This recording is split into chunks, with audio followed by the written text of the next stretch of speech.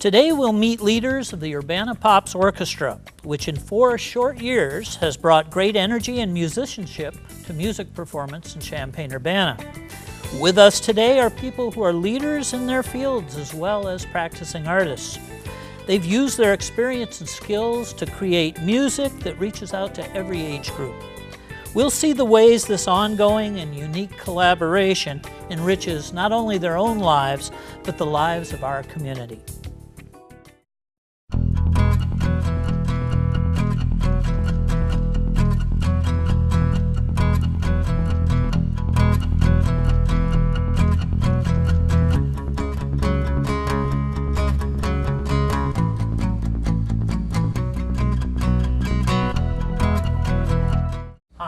Welcome to Art Now. This is a program where we talk to artists whose work is part of our community. I'm Greg Chu, and I'll be your host today. And our guests today are Deborah Levy-Larson, president of the Urbana Pops Board, Eve Harwood, who is also on the board and MCs all their concerts, Daniel F. Sutherland, principal conductor and founder of the Urbana Pops, and Stephen Larson, associate conductor and co-founder of the Urbana Pops. I'd like to welcome you all to Art Now. Thanks for having us. Thank you. And in the past 4 years, the Urbana Pops has become a welcome part of the music scene. And I've enjoyed every opportunity I had to see your performances. And it's not every day I get to meet the founders of an orchestra. So. Daniel, if I could start with you. I see that along with founding orchestras, you're a composer and arranger, you're involved in mentoring conductors, and you're even a teacher of Japanese martial arts. How did you get involved in both teaching and performance and maybe martial arts as well? There are two separate things somehow. Not sure how it happened. I've always been a musician since I was pretty much allowed to in school. I was a saxophone player first by trade. Went to college and had an idea of being an educator in the public school system. That idea for me changed a little bit. I was a little bit more interested in the orchestral repertory, conducting a little bit more, and also composing. So I guess I had this grand idea of being a teacher that really evolved into being more of a professional musician, but I somehow carried along the educator in me as well. So I think that's kind of how we brought this to the Urbana Pops, is that we, had this really strong educational thing going along with us. Stephen is an educator as well, so that's just kind of how we mixed everything together. And as far as the martial arts thing goes, that was a birthday gift, actually, for my 6th birthday. My dad enrolled me in Aikido, and I just kind of stuck with it. Terrific. Be neat if we could incorporate that sometime in a concert. Maybe a lawsuit, though. Well, no unruly audiences at your concerts. I'll behave, that's for sure. Well, Deborah is president of the board. Let's start with the motto. I love the motto. It seems to me, we play with others. We play well with others. We play well with others. Sorry. But anyway, that's more than just kind of a clever play on words. Would you mind talking about who the others are? Sure. Yeah, we liked it because we play well, hopefully, musically, but we also play well with others. And I think what I was thinking about that first year is it became painfully obvious that you can't do an orchestra by yourself. I mean, we needed a lot of help. We needed a lot of people. We needed space. We needed instruments. We needed musicians. We needed donors and in-kind donors to provide, publicity, and just all sorts of things had to come into play. And so that first year was just real, and actually into the second year was developing those partnerships and finding friends and people that we could play well with. The Urbana Park District and the Urbana School District 116 are our primary partners. The other collaborators, musical collaborators we've had are things like people like Central Illinois Children's Chorus and Chorale, Who else have we collaborated with? Like the American Legion, Sure, yeah. the Boy Scouts have helped us with our more patriotic concerts, and so those kinds of things have all added to the texture of the orchestra, added to who we are, and I think brought the community together so that we're not just presenting a concert by ourselves and not including others. Which is a whole list of things that I don't think Stephen and I had any idea about when we started it either. So we were really fortunate to have some people that knew what they were doing, because we just wanted to play good music. We didn't know probably half of what we were getting into, I think, when we started it. So they wrote a really great proposal. Yeah. And then I still remember the moment they came into the kitchen and said, "We're going to do this orchestra, and you can be the board president." Oh, okay. I was so flattered. So it goes far beyond putting on a show in Grandpa's barn. Huh? Yeah, Yeah. it was a little Mickey Rooney at first there. Yeah. Well, I understand the French horn just walked in the door one day. Oh yeah. Can you tell First us about concert, that? right? Yeah. Didn't that happen at the first Yeah. concert? This was my conducting debut as well. So the first time I had conducted a full concert by myself, and that entire day, my mind was just in about a million places at once. We had things that went wrong a couple days before, storing instruments. My mind was just fried dealing with stuff. And we were setting up for this concert, and this very tall man wearing a straw hat with a French horn strapped to his back. I'd never met him before. Just came up to me and was like, "I'm gonna play this concert if you don't mind." And my first reaction was, "No, you weren't at any of the rehearsals. I have no idea who you are." And he just kind of very gently was like, "Oh, I'm sorry. My name is Thomas Josline. I used to play assistant principal horn with the New York Philharmonic." And he noticed that on our program we were doing Star Wars, and he was like, "Oh, and the first time that I played Star Wars with New York Phil was with John Williams conducting." And so I immediately was like, "Are you serious? Like, you could have led with that." Yeah, right. So, needless to say, we let him play. So And no audition or anything? no, in fact, he didn't even play principal. I think he played like third horn or something. my Just gosh. This like little horn part. And so the first time I conducted a real big boy concert, Thomas Josline was in the orchestra. So I put that on my resume even still. We welcome Like, I once conducted people Thomas from Josline. first chairs at other symphony orchestras Yeah, to drop in. Yes. Yeah, well, their loss was our gain. Yeah. That's terrific. Yeah, he was teaching at Illinois at the time. He's with the St. Louis Symphony now, playing assistant principal. So yeah, great player. But he can put Urbana Pops on his resume. Yeah, right. Yeah, I'm sure he does. Right under New John York Phil, Williams. Urbana Pops. Well, I was going to say that first year was just seat of our pants, kind of, how can we pull this off? And had the only place we could find to rehearse was Lincoln Square in the food court, Yeah. which was really interesting. They were having the rehearsal, and I thought I'll just walk over and check it out. And as I turned the corner to go toward the food court and heard the orchestra for the first time, I thought, oh my gosh, we really have to start advertising this because it's going to be good. But and then Daniel alluded to the fact that our instruments the percussion instruments needed to be stored on site somewhere so that we didn't have to take them back and forth to the school. And I think just before the second rehearsal or something, they were locked The up. only person with the keys was on vacation. Was on or vacation. something, yeah. So they were being like held hostage. We finally got them out, and then Weber Thies law offices agreed to store them for In us their for a law few office, nights in their lobby. Yeah. Right. So it was thank goodness for them to come through and help us out. It wasn't the only thing that season too. It just we just kind of ran into this wanting to have an orchestra and didn't realize just some of the stuff we're going to have to deal with.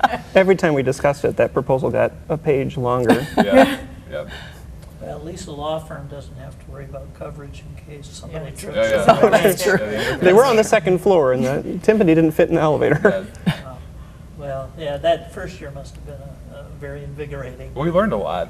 Oh, yeah. we learned very quickly what it was like to start a symphony orchestra. So And well, Eve, you're the MC at the concerts I've attended, and I noticed that I not only enjoy the concerts, but I seem to have learned a lot, and rather painlessly. Well, that's the goal. So That's the goal. It's an old joke from PDQ Bach about, they gave you the program notes, and then as soon as the concert starts, they turn the lights out so you can't read the program notes. And his solution was to have somebody like calling a play-by-play on the radio as the music's playing. But that's a little counterproductive for us. But essentially, my target audience is my husband, who likes music and who would like to know something about it, but occasionally at concerts would say, now, is this the jaunty little first tune, or are we on the haunting lyrical second melody now? Like, where am I? It's sort of the equivalent of the descriptions I read of wine bottles. I'm going, I don't know, is this piquant and fruity, or does it have a little undertone of oak in it? So I'm willing to be educated about wine, but I don't come with a big background. That's where he is for music. And so I think about what a general audience who come for lots of different reasons, who may not be familiar with symphonic repertoire, and may be in fact it's one of the first places you can hear an orchestra. It's easy to hear a band, it's easy to hear a pickup group, it's easy to hear a choir in our town. It's not, because it's not easy to have an orchestra. It's not easy just to walk through Lincoln Square or come to the high school on a summer evening and hear an orchestra. So one of the things we do is that audience outreach, education mission, and so I do research ahead of time, but my training also was as a general music teacher. So one of my teachers used to talk about what's listenable. If you have to look at the score to know what's happening in the lower brass, that's not teachable, because you had to see the score to know it's there. So you do only from listening, and you pick out, I try to pick out something in every concert where an audience could sing it, and people tell me when they've sung that, okay, so we sang that theme, and then when that comes up, they go, oh, okay, it helps the ear remember. Very easy to get lost in music because it goes by in time. So something for the ear to follow, and if I can't find that, I'll try and find just something that tells you a little bit about where this piece of music comes from, and I usually have 5 or 6 things ready to say, and I check the hall. It's my old school teacher background. Say 2 things? No, just one this time. Are they ready to sing? No, they're not. Education is an important part of your mission. I It is. understand. It is, and that I have to say, I came on board because my husband and I were walking through Lincoln Square Saturday after the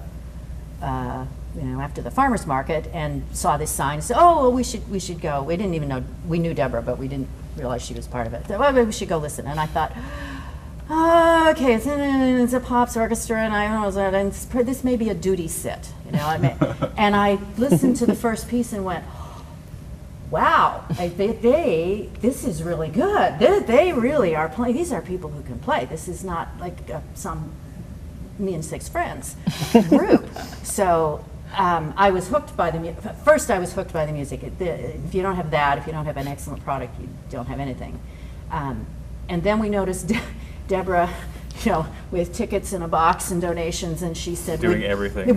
Would you help? And I just had to say, yeah, I am thinking, because I knew Deborah from Urbana. Did she school say it that parenting. way, or was it She more pretty helping? much, no, she said, No? would you be interested, because I went up to say, this is fabulous, and what are you doing? And she started talking about it, would you help? I said, yes. And then I learned really about the educational mission, which is the thing that keeps me there. It's excellent music, is wonderful for our audiences, but we provide an experience that I think I would have loved in high school, my children who played would have loved to have been able to be part of, and that is to be part of a professional schedule. It's not like you have to go every Saturday for a year and play concerts. You come and do what the professionals do. You are mentored by professional players. Nothing raises your playing level like playing with people who play better than you. Well, I know I saw a lot of former students from Urbana High up Yes. there, and Yeah. many of whom also did drama, so it was That's always right. nice for me to Yeah. see that they're finding gainful occupations. And one of those players is Pascal. Was one of my students one of my students at U of I, and walking in, he was saying he has a bass student who is now standing next to him So his student is playing with him in the orchestra. It's a very nice cycle. And she's in 7th grade. Yeah, yeah. Oh, my. It's remarkable. We've Which- had a couple of Yeah. Yeah. students who are very young. And Orchestral literature is not easy. Even the watered down arrangement. I mean, string instruments are hard to Hard, play. yeah. And we don't. I mean, Stephen and I have a pretty strict rule about not playing arrangements. We do the real music, and it's really difficult. But I think having that on the job training environment. For example, the students sign a contract, and it has listed on there what their responsibilities to the ensemble is and what our responsibility to them is. They get a break every so many minutes. They get a 15-minute break for an hour of playing. All these things that you would see on a contract when you're professionally hired onto an orchestra, and you get 3 rehearsals and a concert. It's not like he was saying. It's not you go to practice every Monday, Wednesday, and Friday for a few months, and you do a concert. We're there to work. We get work done. And it's very kind of like by the seat of your pants, very intense rehearsal environment. But I think that they respond well to the pressure and to the expectation that's set of them. And it really teaches us a lot about being good musicians as well, knowing that we're kind of delivering on this promise of bringing in the new generation of musicians. So that's really kind of the most enjoyable part of what we do. Well, I know earlier when I talked to you before, you mentioned signs of growth that you've noticed Oh, with, sure. With the John Williams piece, for example. Oh yeah, that's just overall. I think we're getting it. In 4 years, we're just learning how to be better organizers, and we're attracting a very high quality professional, which is important for our educational mission because our role models need to be good. And so they're wanting to play with us. And we were talking earlier about we did some pieces on our very first concert that we kind of recycled this summer. And I was listening to recordings from our first concert, and while we were really excited about it, I loved our first concert. It's undeniable how vast the improvement of just the overall ensemble is, which is great for us because we're also providing a better model for our students, and I think it just makes us love our job all the more, Well, it's a terrific resource for our music students and, Oh, sure. our school community here in the community as well. Stephen, welcome back to Urbana Stage. Thank you. You're certainly no stranger here, but I've seen a lot of your work over the years as an accomplished musician, and your work in local theater. You've got Urbana roots, but you also came back to us from Millikan University. And you've grown from a student of music to a teacher for the next generation. How'd you get involved with the founding of the Pops? And tell us a little bit about where it's taken you. Well, you mentioned local theater. I've been a part of the Youth Summer Theater program at Urbana Park District for many years. And really, Daniel and I were sitting in the orchestra pit for that group a few years back, and we're really struggling, putting together an ensemble for that group. And we finally had one summer, I think it was Sound of Music, Yeah. we had an ensemble that we were really proud of, and we thought, people play music better when they get a chance to play together more often. And we thought this would be a fun opportunity to continue this, and this small ensemble that we had put together in providing something that was a little bit different in the community. So it really sprung out of that It's like the beta version. that one summer, yeah. The beta version of Crammed UVA. into Yeah. like 8 square feet over at Follinger Auditorium. Yeah. Well, they wanted us to do Sound of Music, and I mean, you're going to do Sound of Music, you need an orchestra. It's Yes. like minimum 30 Yeah. people, Yeah. Down to Violet, So- yeah. plus tuba, so it's a big deal. And I still see the Youth Summer Theater is present for some of your summer concerts. Oh yes, we do have a strong connection to the Urbana Park District, and we put together. We're going to be here for the production, and I got the note that we're going to be in the orchestra pit, so the whole orchestra won't be able to fit down there. No. But we'll have a handful of the students who are playing for us this summer, and then also a handful of professionals are going to be playing for that, including me on piano. It'll be frightening. Well, it's very exciting. You'll be one of the first groups to use the new orchestra pit here. Oh yes, and we're looking forward to it. looking with envy on when I saw those kids playing down there for the shows this year. Like, I'm gonna get to be down there.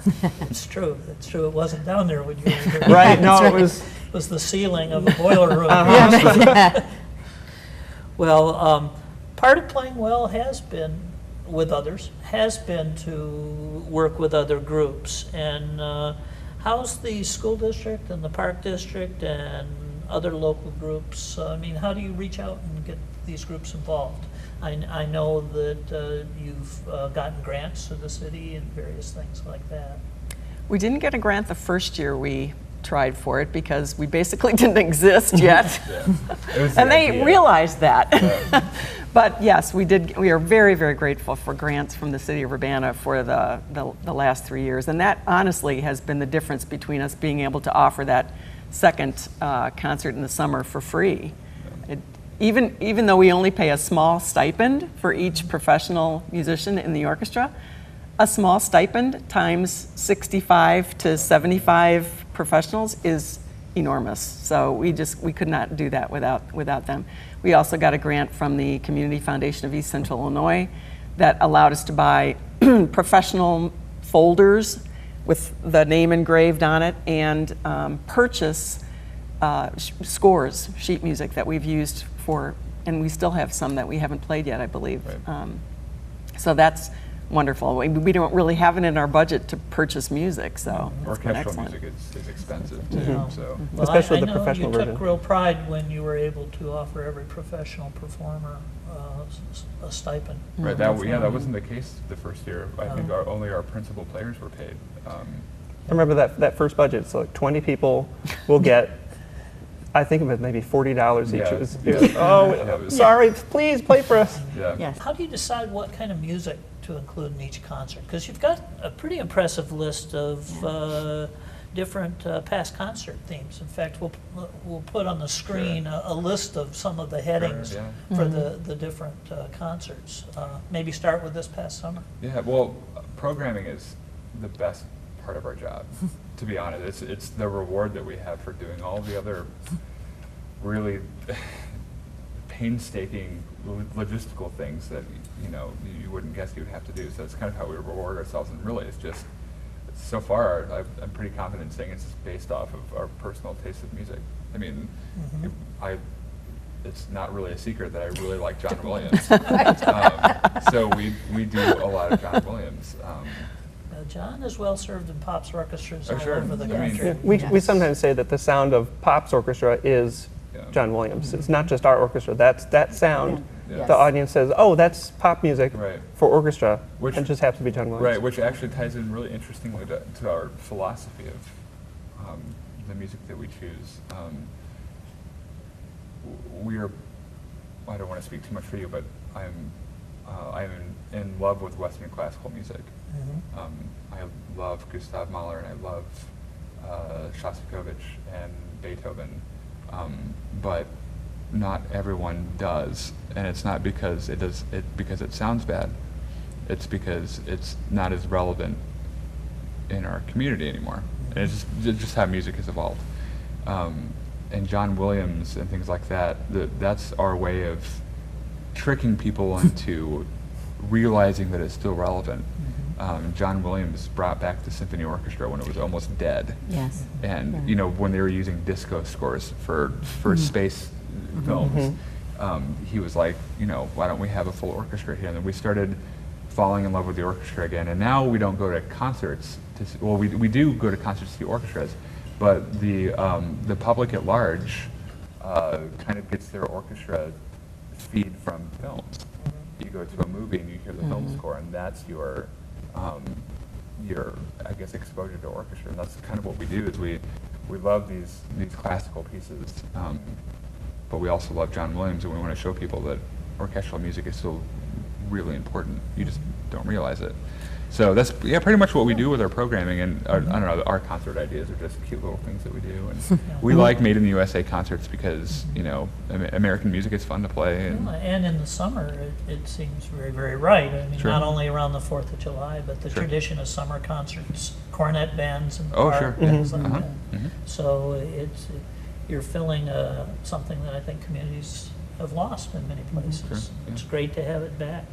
Well, I want to mention the fact that I enjoy seeing the work of local composers as well. And most recently, you featured a local student's composition in its first public performance. How does the Pops encourage new music from young composers? Well, actually, Steve, you were kind of in charge of the whole competition thing. Yes. So, I'll defer to Stephen on this. Okay. Tell us about the composition contest, and maybe, I think in December is another deadline coming up on that. Yes, it reminded me of when I was in high school, and I used to write music from time to time, and my teachers encouraged me to submit it to contests, and sometimes, it got noticed by things, but it was never, the large ensembles were never actually performed when it won. Oh, yay, you won, but we don't get to hear it. No one knows what it sounds like. No, we don't know what it sounds you like. won. And it was performed, locally, but if the music was submitted somewhere, they didn't get to hear it. So this kind of comes from that, in that we want to give opportunities to young composers to have their music be played, because really writing something on the page is one thing, but giving it to a real person and saying, well, this note's a little bit too high, but you wrote us in the high register, you want us to play piano, that's just not going to work. The trumpet, I think, especially, or harp, and having a harp player really sit down with you and say, this is what works for my instrument, this doesn't work, I can't play this way. And just thinking about how when you write for orchestra, you have one line for the first violins, but that's 30 people sitting here. So you say, okay, what is going to sound like when 30 people put their bows up to the string and play with this? So it's really an orchestration issue. Wow, well, there's a show in itself on just Oh, yes. composers and the composition, but hopefully we'll be able to show a clip from this year's winner. Can you tell us just very quickly who that was? Well, it's Daniel Stelzer. He's a local student, and he wrote a piece called Cold Moonlight, and it was judged by a team of professional composers who are actually in the field of film composition. Yep. I spent some time with one of them this past week, and he was saying that it was a very strong piece, and we were really pleased to have it here.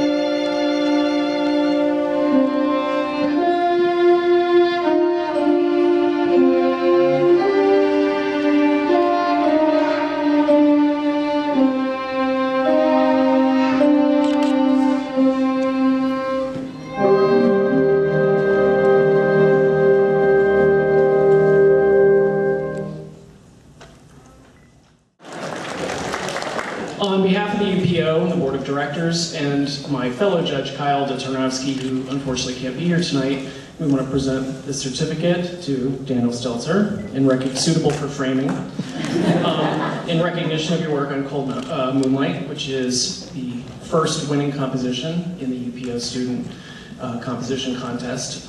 There were several excellent entries. His rose to the top. We will be doing this again next year, and we're looking very forward to hearing what the very talented young composers in the Champaign-Urbana area have to offer. And this is an incredible, very exciting opportunity for young composers. 75-piece orchestra? Yes, please. So again, congratulations, Daniel, and we look forward to doing this again next year. Thanks very much. Thank you for watching Art Now. I again want to thank our guests, the founders of the Urbana Pops, Daniel Sutherland and Stephen Larson, Urbana Pops board members Eve Harwood and Deborah Levy Larson. And you can learn more about the Urbana Pops at the website showing on the screen, and also look for future concerts. As they're announced, they'll be available to see in advertisements around the community. We hope you've enjoyed today's show, and we hope it will inspire you to explore the local art scene and to make your own art now.